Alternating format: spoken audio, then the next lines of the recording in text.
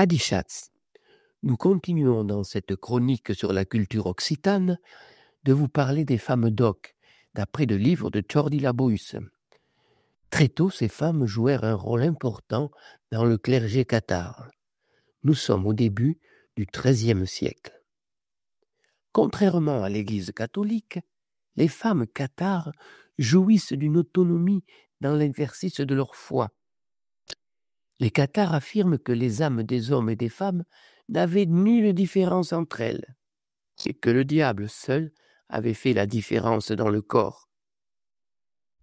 Comme les bons hommes, chez les albigeois ou cathares, les bonnes femmes peuvent administrer le consolament, le seul sacrement des cathares pour accompagner l'entrée en religion ou l'accompagnement des mourants.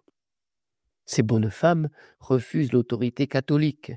Elles rejettent le clergé trop attaché aux richesses, donc au diable.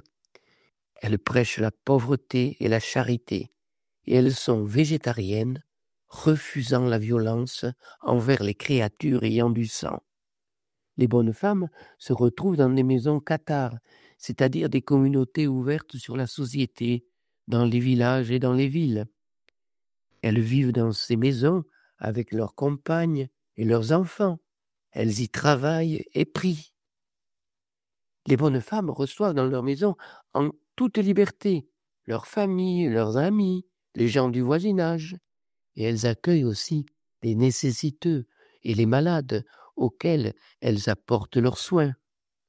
Avec l'Inquisition, le tribunal instauré par l'Église catholique, les bonnes femmes seront forcées de fuir et de se cacher dans les forêts ou dans des clusels, des souterrains bâtis sous les fermes.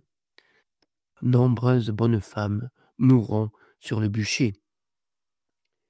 Retrobas la langue occitane din l'émission Adichatz, le mardi de 18h à 19h, le dimanche de 14 à 15h et en podcast sur r2m.org.